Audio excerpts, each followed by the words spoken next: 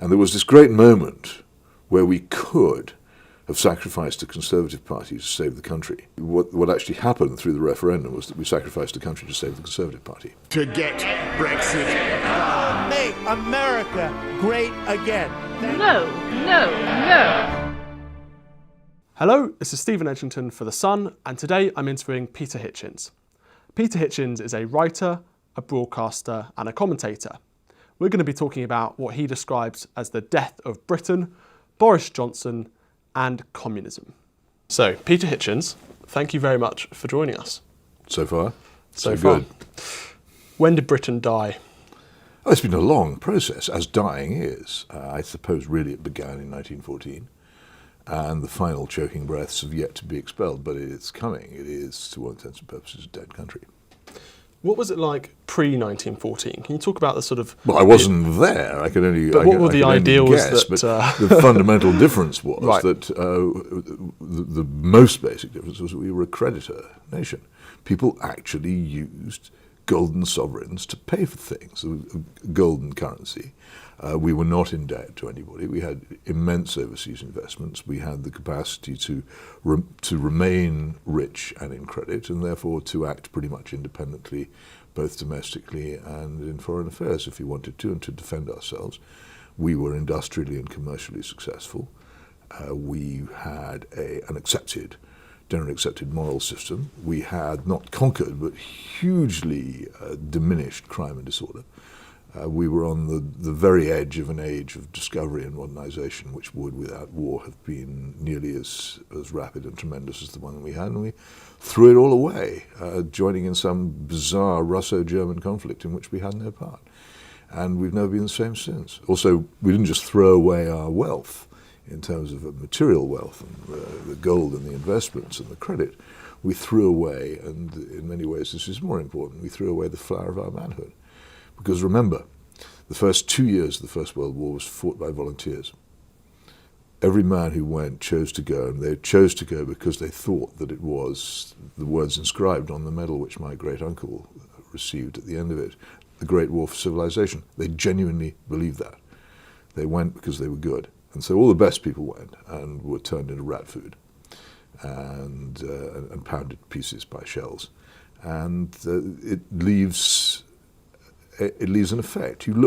Either go to the great war memorials in the northern industrial cities and see the intolerable lists of names, or go to the colleges of Oxford and Cambridge and look outside the chapels, or the great public schools and see immense lists of names of lost poets, philosophers, journalists, things that concern me, but also businessmen, industrialists, inventors, Nobel Prize winners, fathers of families, just gone, wiped out in a mist of blood in the course of 2 years, and in most cases before they could ever get children. It's a very tragic memorial in Port Sunlight, which is the only one I've ever seen which does this, which includes the children of the lost, looking utterly mournful at the desolation of these are the children whose fathers went away and never came home, who had fathers in the war and who lost them. And they too were desolated. And the effect that this had on the country is permanent, and if not irrevocable, then certainly it still affects us. If we're missing, as we are, so many of the characteristics we used to have as a country before 1914, it's because of that loss. It's interesting that you made that argument, that because I think people today probably wouldn't think like that, in that, you know, we lost hundreds of thousands of people, but the material effect on that on Britain is clearly, you know, something negative. There are other countries which have had it worse. And Russia, for instance, had the carnage of the First World War, and then it had the Civil War, and then it had the Great Purge, and then it had the Second World War, and it's lost both materially and in terms of people a terrible, irreplaceable number of people. And if you wonder why it now struggles to be a civilized and free country, then just simply look at its recent history. And we didn't have it as bad as that. But for a country of this size, and for a country which had previously had so much to look forward to, it was a grievous, irreparable loss. And I think we do suffer from it.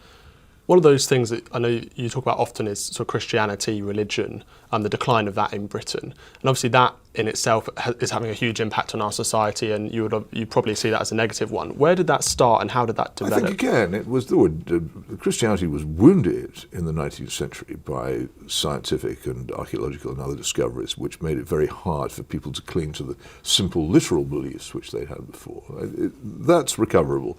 Literal beliefs don't seem to me to be the strength of a religion, but what really did for it was the way in which the institutional churches identified with that war, not just in our country, but in all the other countries too. They all told their people this is a great crusade for civilization. When they got there, what they found was rats and corpses, and misery and death and destruction without end, and at the end of it, a squalid and rather foolish peace treaty, which simply stored up another war for 20 years afterwards. And so the moment at which I think the last shreds of the Great War for Civilization and the other slogan, the war to end all wars, came to an end was in September 1939, when the Second War began. It was clear that it had not ended war and had not been for civilization. So can you explain to someone like me or a viewer at home who's never really, I've experienced religion and I've been to church before and I went to a religious school, but when I was growing up, I was brought up as an atheist, and I sort of still continue to be an atheist. I don't necessarily go to church every Sunday. And someone like me probably wouldn't understand the effect of Christianity declining in Britain. What kind of impact does it have on our society, on our life, on everyday people? It's in the way in the small ways in which people behave, because it is in the small things that civilizations are made, in the consideration they have towards each other, in the way they restrain themselves from anger and from violence and from thefts and from dishonesty all the time without anybody having to make them do it. My aunt, this is my father's sister, was, by the standards of her time, I think, perfectly normally Christianly brought up.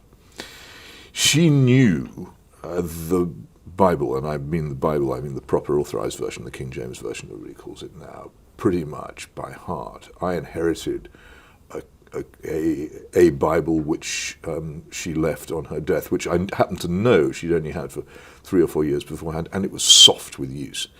There wasn't a single part of it she didn't know, which wasn't part of her own language and thought, and it had entered into the thought of people. And if you look in the Oxford Dictionary of Quotations, you'll find the enormous number of phrases you use every day, from the skin of your teeth onwards and upwards, which are actually out of the King James Bible. And these precepts and thoughts were in people's minds the whole time, and now they're not. They're not remembered, they're not known, they're a mystery. And if you ask around, you'll find that many children growing up now don't even know the most basic things about the Christian religion, the Easter and Christian stories. Nothing. It's a blank. What impact does that have? I mean, you it could say... It changes the way people behave. I mean, everybody says they know the difference between right and wrong. Actually, what they know is the difference between the Christian concept of right and the Christian concept of wrong, which they've inherited as a cultural rather than a religious heritage. And they know the Golden Rule, which isn't actually, in my view, a religious rule at all. The Golden Rule says, "Do unto others as you would have them do to you," but actually what it means is appear to do unto others as you would have to do you. And anybody who's ever been involved in any kind of office politics knows that the person who's the nicest and the most considerate in appearance is probably the one you trust the least. And it's the thing about religion and the thing about the ultimate belief in a deity is that the deity knows your heart, and that therefore you might get away with it in the office, you might get away with it in the street, you might get away with it in the shop, but you aren't getting away with it anywhere else. And there is built into the universe a justice which applies to you and to everybody. That's gone as a concept in people's mind. And so people behave less and less considerately, and as a result the state and the law grow stronger and stronger, and people have to be told what to do and made to do things much more than they were before. So beforehand you might have your whole sort of basis of let's say, your purpose of being on this earth was to abide by those rules and sort of live by the Bible, but now that's kind of being adapted. Purpose, but you knew that these were the rules, and you knew that they applied to you, and right. you knew also that there was that if what you'd been told was true, there was no escape from them. that there wasn't the terrifying thing about religious belief, and one of the reasons why many people turn away from it in dislike or disgust, is that if I look over there and see some terrible thing going on and I desire justice for the person who's doing the terrible thing, which we all do, and I know that there plainly is in so many instances no justice in this life, so I desire it in eternity. If you desire justice for somebody else, it doesn't take long to work out you've asked for it for yourself as well. And most of us, I think, would not want to watch a long, slow-motion video of our own lives, especially in front of an audience of critical friends.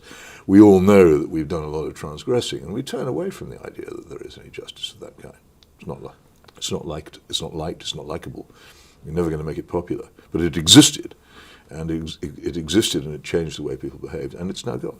And now today, as you say, there are things that are replacing religion as people's sort of basis for morality, people's kind of the way that people make decisions in their lives. There is no morality. Morality is a totality. It's an understanding of a particular kind of universe. What there are ethics, and they're ad hoc. People do what they do on the basis of their immediate observable effect. It's not an unreasonable thing to do under the circumstances if that's what you've been brought up to believe is rational. And as a result, people will behave up to a point in a civilized fashion. But the thing snaps when it comes under stress. Which institutions are replacing the church and replacing religion? It's not that they've replaced the church so much, nor am I talking about the church as an institution. I'm talking about the belief in and the knowledge of the Christian religion, which is also a literary thing. People knew these words, they knew large passages of it, and they echoed in the memory, often in a very poetic way. And they aren't present in people's minds anymore. But if you wanted an institution that was the equivalent of the medieval church in its power over the human mind, then the BBC springs to mind. And the Director General of the BBC is a far more important person in terms of setting ethics and moral, not moral, but ethical standards and cultural standards than the Archbishop of Canterbury has been for more than a century. What impact does that have on people? I mean, Well, it has an immense impact, and the BBC will not take responsibility for it. The BBC obviously have their own views that would conflict with yours. They say not.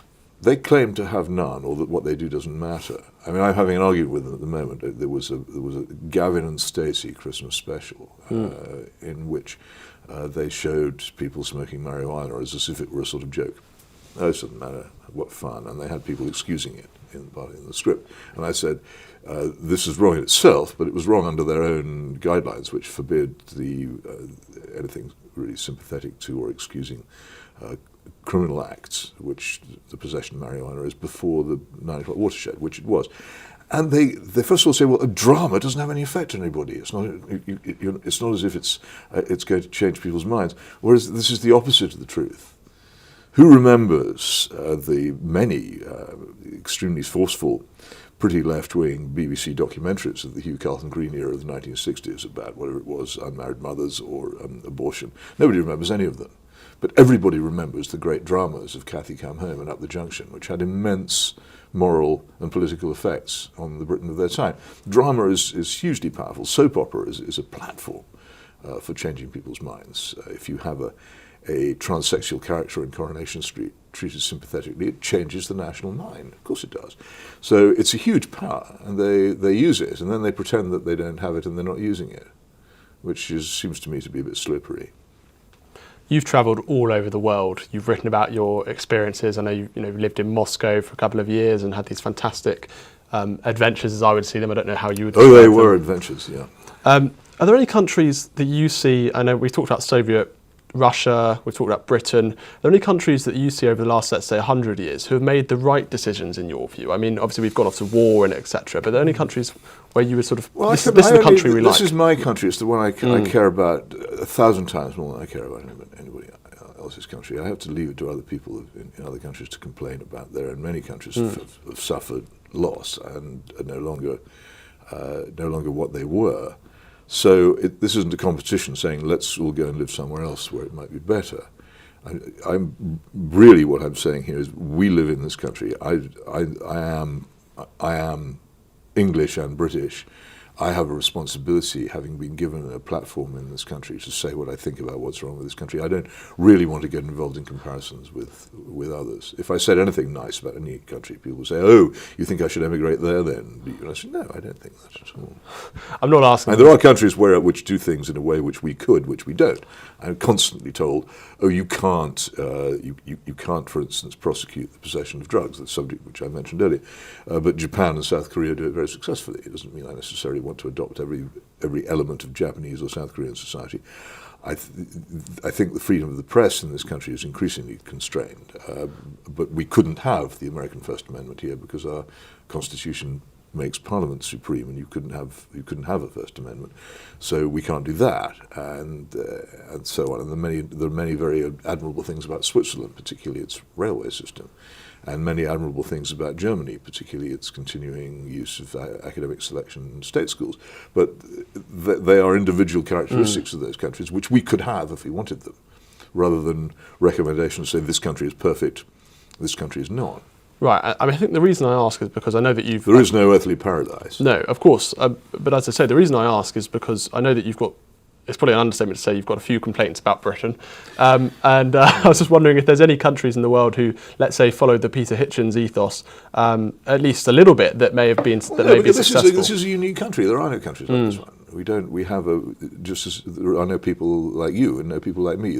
Our history is so individual and particular. And the growth of English liberty, of the common law, of jury trial, everything that came out of Magna Carta, these things, nobody else has them, or anything remotely resembling them. And I often say that the American Constitution is a very beautiful thing, rather like Washington, D.C., a matter of marble columns and beautiful design. The English Constitution is much more like a forest. You can't build a forest. You can very easily cut it down there. And that's what we're doing. We're cutting down a forest that we could never grow again. Let's talk about one of those great institutions that you probably thought, or maybe thought was far better a long time ago, the Conservative Party, because you may see it as actually being a Conservative Party way back when. They've just won an election. They've got an 80-seat majority. Why? Partly they won because they had such weak opponents. A lot has gone wrong with the Labour Party. Not the thing which people often forget, they've almost completely lost any influence in Scotland, which used to be a vital part of the majorities they used to get. The Labour Party ceased to be the party of the English working class or of the trade unions. It gave that up.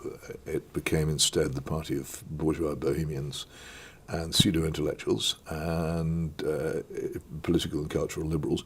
And the really funny thing was, is in a way a sort of terrible justice on them for doing this, was that they've created Blairism, which was this cultural revolutionary internationalist, make lots of wars abroad position. And it brought them triumph in elections between 1997 and 2010. And then the Tory party stole Blairism from Labour, and the Tory party became a Blairite party. So the Tory party actually adopted Blairism, which is actually Euro-communism and Gramscian Cultural Revolution, without having a clue what they were doing. At least some of the Blairites were supposedly Marxist. They knew what they were up to. None of the Tories had the faintest clue what they were adopting. They just adopted it because they wanted office. And it's not, I won't call it the religion, but it's certainly the belief of the thinking and the media classes. And so it gets a very good press and it gets very good broadcasting coverage, and I think that's why the Tories won, because they adopted Blairism most effectively. The issue of the European Union got in the way of this. I mean, David Cameron was being a very effective heir to Blair until he got tangled up in the European Union, which he didn't understand the size of. And there was this great moment where we could have sacrificed the Conservative Party to save the country and exited the European Union by the right route and in the right way. But what actually happened through the referendum was that we sacrificed the country to save the Conservative Party. And that's what we've done. And people will find over the next few years, as we get used to the terrible mess of the type of exit which we've chosen, that indeed the country was sacrificed to save the Conservative Party. That's why they won the election. Also, people were so sick. I was sick of it. and I'm interested in politics, and I'm interested in the subject. I was so sick of talking about the European Union morning, noon, and night, and having dreams and nightmares about it. It was so inescapable that I think offered the opportunity to have it over and done with. They took it. I think that was fundamentally the reason why it happened. I think I may know the answer to this question. We're going to ask it anyway. Is there anything in the Boris Johnson, Dominic Cummings ethos, plan, manifesto that you think, wow, that's great, we're going to revitalise Britain? No. That was an easy one. Sorry, I'm going to say it again if you like. No. What is it about their, their plan that you don't like? What is it? It's also, Alexander, which is his real name, Johnson, is not a conservative. He doesn't have an ounce, as far as I can see, of moral, social, or political conservatism. I quite like him. He's enjoyable company. He's not a bad speaker. He's an intelligent, well-read person. He's a good journalist. He's all these things. This isn't some kind of personal animus. But it is extraordinary, isn't it, that we now have living in number 10 Downing Street, for the first time in our history, a Prime Minister openly living with a woman to whom he's not married. Now, whatever this may or may not be, whether you approve of it or disapprove of it, or whether you have no opinions on it at all, it's not a conservative action. It's a profoundly unconservative action, and it is probably the most significant action that he's taken. And out of that unconservativeness, all the other unconservative things about him spread. I just don't think that he or Dominic Cummings are at all interested in the things that I'm interested in, which are, to say, the preservation of a Christian conservative order, the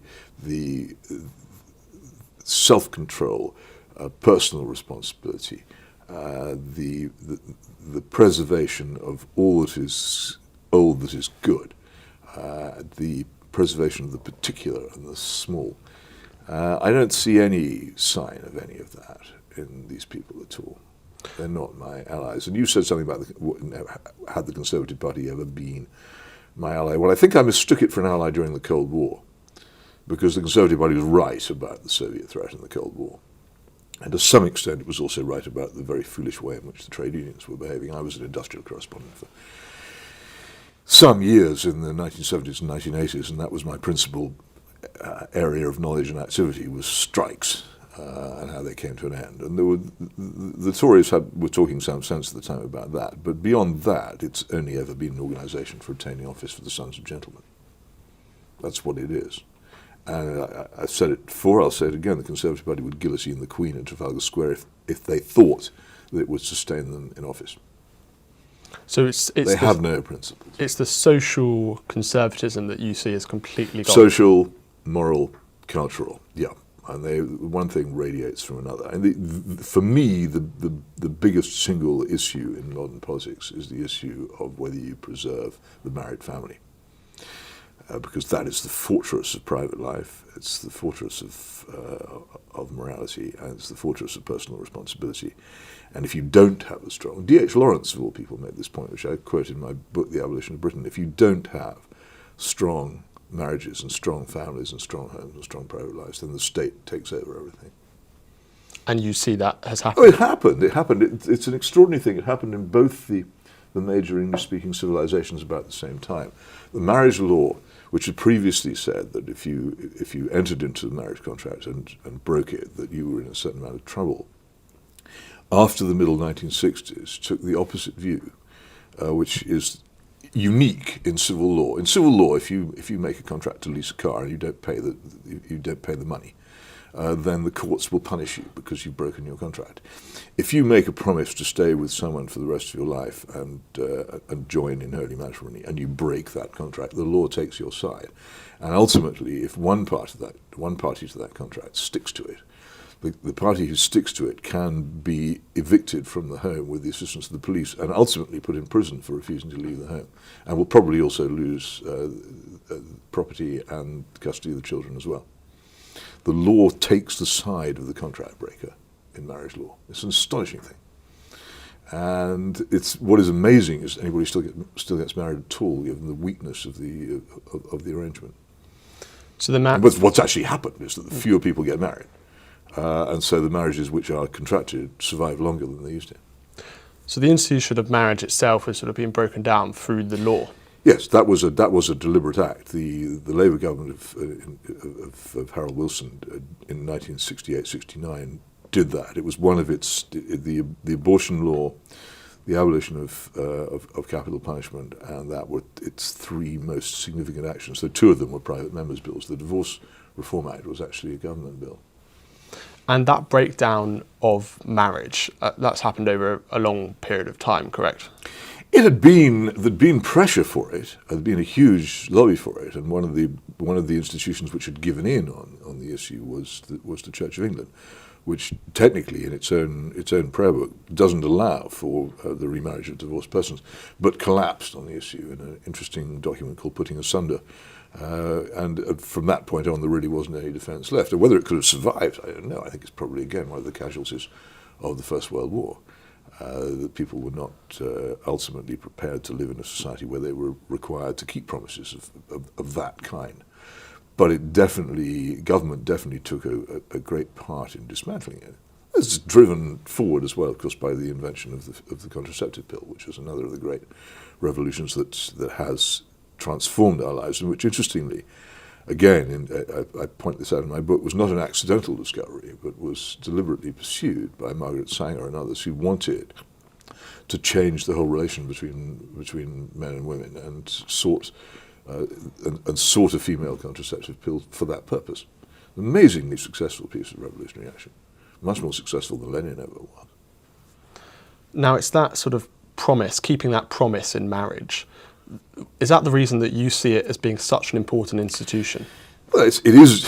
Look, the keeping of promises is vital to any society, because no civilization in which there is not trust can advance. All the really successful societies, particularly the ones in Northern Europe and Scandinavia, in the most successful economically, politically, and socially, are ones where the levels of trust are very high. And trust obviously means if you make a promise, you must keep it.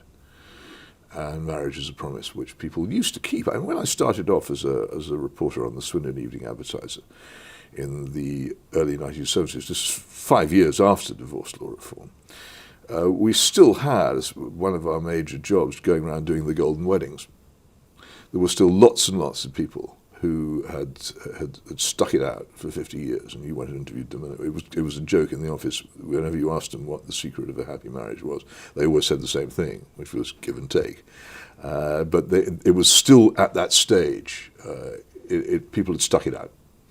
They had put it up. They had put up with it for the sake of the children or whatever it was, and they'd stayed married. But very soon afterwards, most marriages became dissoluble and dissolved. Well, I say most, but huge numbers of marriages became dissoluble and dissolved, and the nature of society changed. And the crucial losers, and many people think of the 60s as being a period of the Rolling Stones and the Beatles and so forth. They were one of the most popular songs, endlessly played on the radio at the time, and I remember it because it's so dire and miserable and horrible to listen to. Engelbert Humperdinck, Please Release Me. It's the anthem of divorce.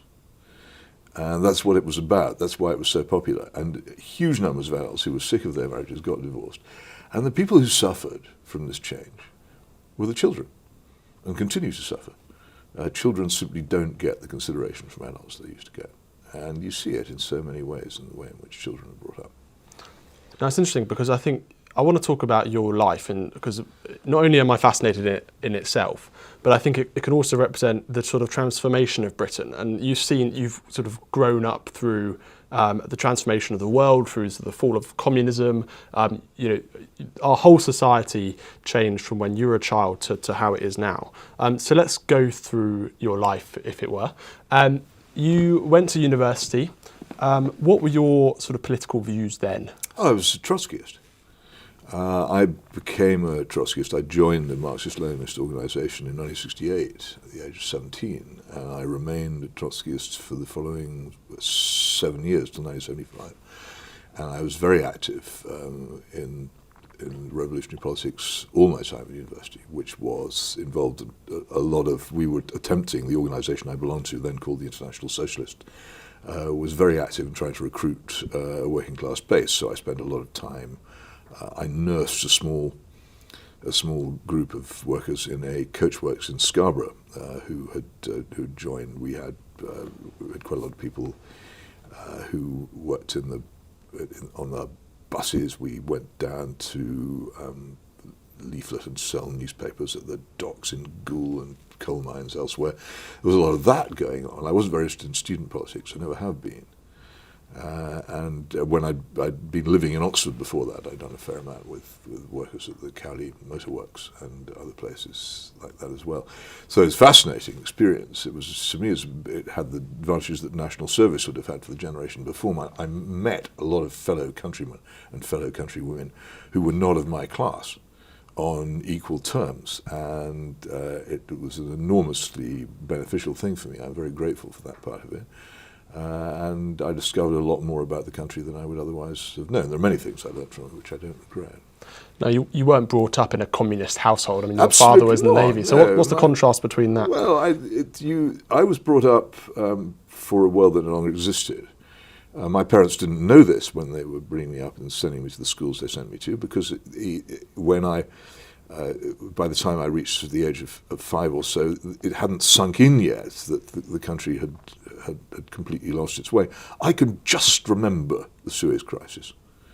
I can remember the word coming in tones of doom through the old brown Bakelite wireless balanced on the bathroom shelf as my father blearily shaved in the morning on his way to the Devonport dockyard. And I can remember him one morning, because you possibly don't know this, but the crisis was so bad at one stage, petrol rationing was introduced. He had to get an old bicycle out of the garden shed and ride down to the nearest station some way. Naval officers did not ride bicycles, especially wearing gold braid and all the rest of it in those days. It was not something that they did, but he had to do it because there was no petrol. I remember that and the feeling of that something had gone seriously wrong. But even then, I think most people didn't fully appreciate just what a blow to the innards of the country had been struck.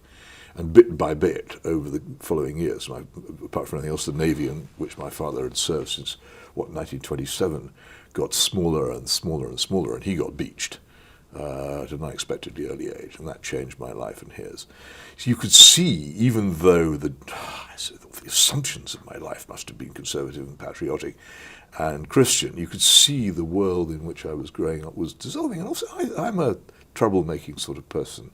And I notice when people give in. And I noticed there's this great, Lenin made this great precept. He said, if you encounter resistance, push in the bayonet. And if you discover steel, withdraw, try somewhere else. If you discover mush, keep pushing. Well, I found mush everywhere. Teachers, all figures of authority seem to me to have lost their spirit. They wouldn't stand up, and if you can see weakness, then you exploit it, which I did. Lost their spirit in what sense? Every sense. They no longer really felt they had the authority that they possessed. And then along came the Profumo affair. Everyone's been rejoicing about it the past few weeks over this television dramatisation of it, which is in some ways quite good. But that came along, and having made themselves look defeated and weak, the British ruling class then made themselves look ridiculous. I mean, I had no idea what a cool girl was. I didn't know what a nightclub was. The phrase gives me a headache to this day. But you could see that what was happening was this sort of confusion of limbs sticking out everywhere from beds, and people generally making fools of themselves in ways they shouldn't have done and knew they shouldn't have done. And ridicule is even worse than defeat. And so there was this general feeling they'd gone. Everything I'd been brought up to believe in, all the people I'd been brought up to admire, were not believable and were not admirable. So it's almost like the bubble had burst. But I sought something else to believe in, and eventually I lighted on revolutionary socialism, which has many of the characteristics both of a strong religious belief and of a strong patriotic belief, and also gives you a milieu in which to live. How did that happen? I mean, did you read books? Was it on the radio? I mean, my brother Christopher got there first, and he seemed to be having a lot of fun, and so I took a look at it and decided I liked it. It wasn't a big jump for me. I'd already begun to think that way, But once you're in it, it's your meat and drink. It's your daily life. It's all the people you meet. It's all the girls you meet as well. It's huge numbers of things. It takes over your life, and there you are. You're doing it. Let's talk about some of your experiences when you were in that sort of mindset, and then we'll link that into sort of wider British society and what's happened. So in the 1930s at Cambridge, you had these communists come down and basically say to these people, don't hand out the leaflets. Don't go and pretend you say you're an open communist, but in fact, go and do degrees where you will be prevalent in British society. Well, this is what Harry Pollitt, so this was in the 40s that Harry Pollitt told them that there was a meeting that we know of in Cambridge, and I bet there was another one in Oxford. And I'm sure a lot of people took that advice. And did you see any of that? I mean, did you see people? Well, no, because we weren't like that. You see, we were not agents of foreign power, which the Communist Party was. Nor did we have that long-term perspective. The Communist Party was a very different body, both in the 1930s and in the 1970s, from a small Trotskyist formation. We were never bigger, when it was the International Socialists, we were never bigger than 3,000, maybe 4,000 members, most of them, for goodness sake, as students. So we didn't have any delusions of grandeur. The Communist Party of the 1940s, on the other hand, had actually won seats in Parliament and was very popular as a result of people identifying it with the Soviet war effort, for which they were all pretty grateful since it had saved our bacon. And we never had anything like that. In fact, I don't think people really did think very far beyond. I think on the other hand, what they did do was they found the arguments persuasive, and particularly the social and moral arguments for transformation of society persuasive, and those they carried on into their lives beyond. I mean, I myself, I'm a conservative by politics, but I think Roger Scruton had a similar problem, something of a bohemian in my life. So I've adopted ideas and morals which don't necessarily fit my entire past like a glove, but what is undoubtedly true is that if you'd been in a British university in the late 1960s or early 1970s, you'd absorbed all kinds of ideas about sexual morals, in many cases about drugs, though our lot didn't do much in the way of drugs. That tended to be the International Marxist group, and about personal responsibility, life in general, which you carried on into your life. And for a lot of people, for the initial few years when they plunged into the cold water of daily life and earning a living, this has been pretty hard going because they've been surrounded by adults who had been brought up in a different age and didn't share their views. But bit by bit, people worked their way up in organisations. They worked their way up in law firms and barristers' chambers and in the civil service and in the schools that they worked for. They become more important, and I reckon that the morals and cultural and social opinions which we'd all developed in our universities in the late 60s and 1970s then became the currency of those places. That's how the Cultural Revolution took place, the long march to the institutions. When you were a child, as you said, you sort of had these ideals of Britain that were torn down throughout your life. And then you turned to communism. And Trotskyism. Trotskyism. Let's make a distinction. Okay. Well, you turned to Trotskyism, and you again, and correct me if I'm wrong, had these new ideals that you were brought up in your mind. They were substitute ideals. But I'd been brought up with a worldview. I'd been brought up with a British patriotic and Christian worldview, which collapsed before my eyes. And then I found another one, which was that of revolutionary socialism. So what was it that collapsed that next phase? Oh, it didn't work. I went out to work in the cold, grey world, and I'm very lucky in that I went to work in newspaper journalism, and it confronted me very, very quickly with the practical impossibility of the things which I'd believed in. And it forced me to live not as a sort of visitor. I couldn't stay in London, for instance, or live in London. I had to live out in the provinces, in the true drama of provincial life. I had to deal with police officers and firemen and Tory councillors and people of that kind who I had been led to believe were despicable, and they weren't. The lesson of life repeatedly was that the simple views of ideology were wrong, and that also the way of life which I've been living in my sequestered, subsidized university campus were not true. So bit by bit, I abandoned it.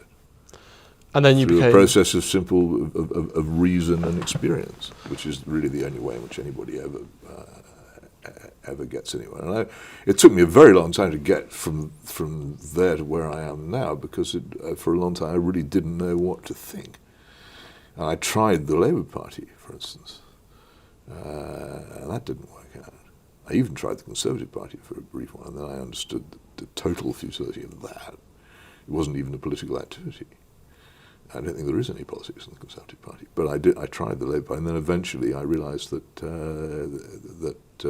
what I was what I am now. But it took a while. After your period of Trotskyism, you became a journalist. And During. During. I did stints on the Old Socialist Worker. So it was something I'd already decided I wanted to do. But I originally set out in journalism to subvert the nation. I thought that I would become a journalist, work my way into journalism, and use my position to pursue the Marxist-Leninist cause. Didn't work out that way. And as you said earlier, you were a journalist through Thatcher's government, is that right? Yes, I was. I first of all, I did 3 years on the Swindon Evening Advertiser, a brief stint on the Coventry paper. Then I was first of all a general reporter, probably the worst there ever was, on the Daily Express. Then I became an education reporter for a while. Then I did industrial journalism, which was the kind of elite core of Fleet Street at the time, because there was almost nothing going on but endless strikes and industrial crises. And this group, this very tight-knit group, as it turned out, as I discovered, in many cases, very left-wing people on all the papers. We worked. I worked for the Daily Express, but most of my drinking time and my talking time and my any time inside and outside the office between breakfast and staggering home very late at night was spent with the other industrial correspondents. We were a very tight-knit group. We looked after each other, and it was a very intense experience. And we also got to know, again, the people we were dealing with were trade union officials, many of whom were extremely impressive people. Not all, but many who'd worked their way up from extremely unpromising beginnings to become people of importance and responsibility, and were very educational to know, and often very pleasant to know as well. So that was a world in which I lived, and bit by bit I fell out with the others because I didn't think like them. That the left's more or less triumphalist takeover of several unions and its belief that you could constantly gain what you wanted by strikes and disruption was true. I always remember my great act of betrayal when I went. People used to go down to the old engineering union and they would go and sit in a particular pub with the left-wing members of the executive. And I tired of it, so I went instead to the Peckham Liberal Club, where the right-wing members of the executive were. And this was reported back to the other industrial correspondents, and I began to become unpopular for doing that kind of thing. And that's one of the points at which I turned. After this period, I know that it was 1990 to 92, you were out in Moscow. Yeah, well, there was a long gap between. Yeah, but I spent quite a lot of time in Eastern Europe, in the Warsaw Pact countries, between the sort of late 80s and 1990. Then I did go to Moscow in 1990, much later than I would have liked to have done, but I got there just in time. And you managed to sort of experience the last breaths of communism. When I arrived, the country was the Soviet Union. When I left, it was Russia. And as you said, you were even in the Eastern Bloc countries for some time. Is that right? I did quite a lot of. I became fascinated with them. I first went to visited the Eastern European countries in the late 70s, and I went to Poland in 1980 during the first Solidarity strikes in Gdansk, and met, to the great privilege of mine, Lech Wałęsa. So I'd already got the bug. I thought it was the most fascinating part of the world. I was amazed more people weren't interested in it, and that's how I got to Moscow, by this sustained interest. Can you talk a little bit about how communism, or let's say some Marxist ideals, have penetrated various aspects of British life? Now, I know that some people would accuse you of sort of being a conspiracy theorist with that, but can you just explain to people in sort of layman's terms how that has worked and how that's developed? Well, people misunderstand what the revolutionary movement has become. When Antonio Gramsci, the great Italian communist thinker, went to the Soviet Union in the early 1920s, he realized immediately it was a failure. as any intelligent man. And most of the intelligent thinking in the revolutionary movement has been done in Italy, which is also later on became the origin of the Euro-communist movement. What people such as Gramsci recognized was that the Soviet Union, the Leninists' coup d'etat, was a mistake. That if you were going to obtain left-wing rule in advanced Christian Western European countries, you had to have a different approach. And basically, his approach was cultural revolution. And it's been summed up, he didn't use this phrase, it's been summed up as the long march to the institutions, a change, you're not trying to capture the barracks and the post office and the railway station and advance on the Winter Palace wearing fur hats and carrying bayonets. What you capture is the television studio and the comprehensive school and the university and the law office and the courtroom. And you also capture everything. You capture literature and the way it's taught, you capture history as well. And the other thing which ultimately you capture is sexual relations and the way in which men and women live their private lives, if they have private lives at all, and the morality which governs them. And you are ultimately, you're bound to be atheist, because the utopian idea of revolution involves the changing of human beings into something else. And the most fundamental precept of the Christian religion is that man is made in the image of God and therefore is not to be changed. And so that's why there's this fundamental hostility. No true revolutionary can be a Christian believer. Atheism isn't universally revolutionary, but revolutionary is a universally atheist. And that's where it grates, and you often hear it grating on that issue. My late brother, for instance, remained revolutionary on that to the end of his days. He couldn't stand religion because he was ultimately a worldly utopian. So all those things. And it doesn't need violent clashes, and it doesn't need bayonets, and it doesn't need armoured cars, and it doesn't need barricades, and it's done by salami slicing here and there, by simply moving into places, by becoming the predominant person, by bodies such as the Supreme Court. You won't find on the Supreme Court anybody who has any socially or morally conservative ideas, as far as I can see. They're not there because the legal profession has, particularly since the Blair Revolution, the Judicial Appointments Commission has become almost universally politically liberal. But these ideas are not the ideas of Lenin and the Soviet Union. Nationalize the chewing gum industry, nationalize the steel industry, nationalize everything. They don't care about that. They're perfectly prepared to live alongside a quite ferocious capitalism, as happens with the Communist Party in China. It doesn't bother them. What they're concerned about is the culture. What this is basically, it's not a repeat of 1917 in the Soviet Union. It's a repeat of 1789 and the social, moral, cultural, religious revolution of the Jacobins, which Marx always admired and which he really based his thoughts on and which enthused him more than anything else. That revolution was stopped in its tracks by Bonaparte.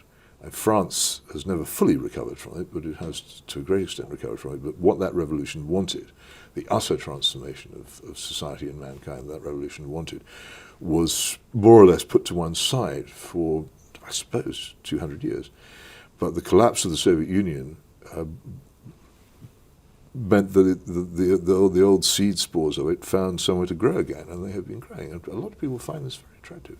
They see a liberation and they want it, but they don't expect them to look like Lenin or Trotsky or even Clement Attlee. It's not like that anymore. Revolution is about different things: sex, drugs, and rock and roll. That's what the revolution is about. Let's talk about some of those things: sex, drugs, and rock and roll. I love that. Drugs. You've got your huge campaign against. Yeah. It's drugs. a very small campaign. The other side has the huge campaign. What I mean is, it's something that's very important to you. It's hugely important because it's a mistake which we're about to make, which is avoidable. And you stand there shouting. The boy stood on the burning deck. For goodness sake, can you not see the terrible mistake which you would be making by legalizing another dangerous poison alongside cigarettes and alcohol in our society? Have these things not done enough harm that you now want to legalize marijuana? And the evidence is all on my side. And the correlation between marijuana use and mental illness is startling. The increasing correlation between marijuana use and serious criminal violence seems to me to demand a proper judge-led inquiry with the power to demand evidence.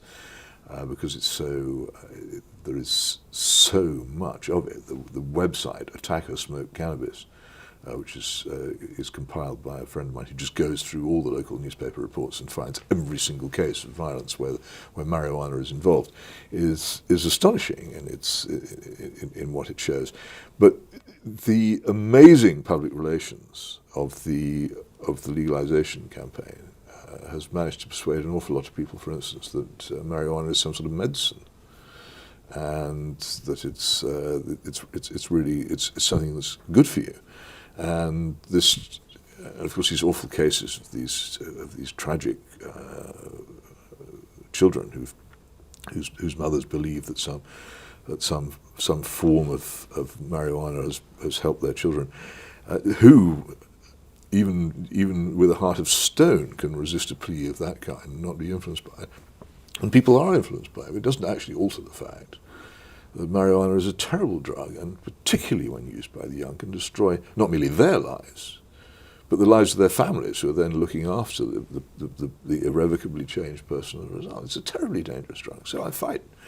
Whenever I get the opportunity, I fight against its legalization in the hope that it can be prevented. But look, I'm trying to prevent a change here. I'm not trying to make one. The sweeping changes of our society that you've lived through. Now, Tony Blair, he was this fantastic example that you used to first kind of open people's eyes to this, right? So Tony Blair's cabinet. Blair himself, I met him before he was famous. I think he's Olympically dim. I don't think he understood very much of what it was his government was doing. He had people around him who understood. He was chosen by the Labour Party as the anti-Michael Foot. He didn't look like him, he didn't sound like him, and people didn't think he was like him. He was a reassuring figurehead to stick on basically a pirate ship. And I've never thought that he really grasped very much of what he was doing. And what did he do when he came to power? What did he do to sort of change Well, Britain? there were so many things that happened when they won the election. There was the constitutional part, which a lot of people forget. The was more or less putsch, where orders in council were passed which allowed Alistair Campbell and Jonathan Powell, they had no elected office, to give orders to civil servants. So basically you had two political commissars installed in the heart of the civil service who were able to politicise it, which it has been politicised ever since, and that was a grave blow at the Constitution. There was the attack on the old semi-hereditary House of Lords, which had its faults but was still a brake on government and had many people in it who were independent of government, which was also a delayed action attack on monarchy because it was an attack on the hereditary principle. And if that's wrong, then how can you sustain the idea of a monarchy? So there were those changes, which people have not fully understood. There were things like the Judicial Appointments Commission, where the nature of the way in which judges were appointed and the sort of things that they were expected to be and do altered. There was the absolute, people go on and on about Clause 4. Well, who cares about Clause 4? The Labour Party had given up nationalising things years ago. It wasn't an issue. The real Clause 4 of the Labour Party was its absolute obsession with egalitarianism before education. There's a comprehensive schools are a political project to reach an egalitarian end, and if education suffers as a result, the man who invented them, Graham Savage, admitted this. Education suffers as a result. Well, that's a pity. But the point of them is egalitarian. And the Labour Party passed into law provisions which mean it became illegal to open a British state school which was academically selective. Comprehensivization was the absolute read my lips, we will never switch away from policy of Labour, and it was the core of it, and one which they ultimately forced the Conservative Party to adopt as well. And that was crucial. The general sort of assault on old-fashioned morality, the general adoption of political correctness, of diversity and equality as the official state religion, was partly driven, I think, by the European Union and legislation which came from Brussels, but also was enthusiastically adopted by them. It's now the case, for instance, because of the Equality Act, which is a hugely important act, the Equality Act, I think of 2010, it's now the case, for instance, that all religions are equal, which means, of course, that the former position of Christianity as the official religion the country, the basis of the coronation service, the basis of the constitution, the basis of law, has been deposed, technically and legally, so that ultimately equality and diversity trump it. So the Christian religion is just one of many religions competing for attention on the same basis as others. That's what equality means in this case. That's a huge revolution. There were so many of these things. And they took up issues which the Conservatives had only begun doing, such as fake prison sentences to empty the prisons. They inherited a police and criminal justice system which has already been eviscerated, and continue to eviscerate it in the same way. And they continue to undermine the idea of personal responsibility in the way in which basically crime was, the slogan tough on crime, tough on the causes of crime, did not mean what people thought it meant. They weren't actually tough on crime. But what they meant by causes of crime was what all left-wingers believe, that crime is caused by poverty and child abuse and all kinds of psychological pressures on people, and that basically when crimes are committed, the person who commits the crime is an offender, who's basically doing it as a result of the conditions in which he or she lives. And so for the left, crime is just another reason to spend more money, which of course they also did. There was a huge revolution in public spending under Gordon Brown. Shortly after the new Labour took office, they abandoned their pledges to keep spending low, and they went on the most gigantic spending spree, which we're still paying for. So there's that too. But the tough on the causes of crime actually meant we will more and more adopt the view that crime is a disease caused by social conditions rather than the action of a responsible person who can be punished for it. And so that entered into the whole, fully into the whole attitude of the courts and the prisons. And as a result, they don't actually achieve anything. Sort of the taking away of responsibility. Well, that's been going for a long time, but they put the capstone on it. What had been happening in British society for many years, since the 1960s, had been that these ideas had been becoming more and more common among civil servants and senior police officers and people of this kind, and academics in criminology. But they had not been put into legal effect by a government. And one of the reasons why there was such a hunger and almost a fury among the left in 1997 was that they had long ago felt that they'd won the Cultural Revolution in the institutions, but somehow or other they hadn't had a government ever to match. It was also one of the reasons for the great howl of pain when they lost the election in 1992. They had thought they were on the verge of getting a government which matched the long march through the institutions, and then they didn't get it. In 1997 they got it, and so there was this ghastly new dawn moment when left-wing people all thought that the world had begun again, and it was the year zero. Now, you've been writing about this for 20 years now. Yeah, it feels like longer. But it's interesting, in the last couple of years, or maybe the last few years, we've seen the rise of the woke movement, but also the anti-woke movement. Now, what I mean by that is, you've got these people like Jordan Peterson coming out and saying similar things to what you were saying 20 years ago. I don't think Jordan Peterson has been saying things particularly similar to what I'm saying. But in a sense, he's sort of talking about the change of our institutions, our sort of cultural institutions to become. Jordan Peterson is a cult. I mean, he was courageous in standing up against thought policing in Canada in one instance, but in general, I don't see in his writings anything remotely conservative in reality. But I was asked to review his latest book, and so I never review a book unless I have read it from cover to cover, which sometimes is more of a struggle than others. I have to tell you, reading Jordan Peterson was not fun, but I have read it, and he's not my ally. Well, let's take him as an example, but I think there's been a few of these kind of instances in the media. Let's say Lawrence Fox, for example, people fighting against what they see as PC, what they see as diversity, what they see as people authoritarianism. It's incoherent. It's not. I mean, someone stands up and says what Lawrence Fox says on Question Time, and everybody says, but it doesn't amount to anything. It's just a brief sort of festival of the oppressed in which people say, but it's not a real. It's not the rebirth of conservatism in the human mind. It's not people saying, how would we, in a civilized fashion, set out to reverse changes for the bad which have happened in our country, how would we go, as I have been trying to do since 1999, go to the intelligent, thoughtful people on the left and say to them, look, even by your own standards, this has been a mistake, it's not worked on its own terms, we must do something about it. That's what I want to do. Making brief protests of that kind is of no value, and it does nothing for me at all. Do you think people are at least opening their eyes a little bit to what you see obviously? I have no sense that they are, no. No, I think occasionally people do feel that there are moments when they suddenly feel constrained, as when Blair made his Forces of Conservatism speech, a lot of people suddenly realised what he was. It had almost no impact on me because I already knew, and I was quite surprised to see people saying, good heavens, so that's what he means. Because I'd known all along, and this is a problem I have. When people catch up with me, I tend not to say, oh joy, that you've caught up with me, but where have you been all this time? It's irritating that when I needed you, you weren't there. My own view is that everything was irrevocably lost in 2010, so I don't see any political hope anyway. Thank you very much, Peter Hitchens.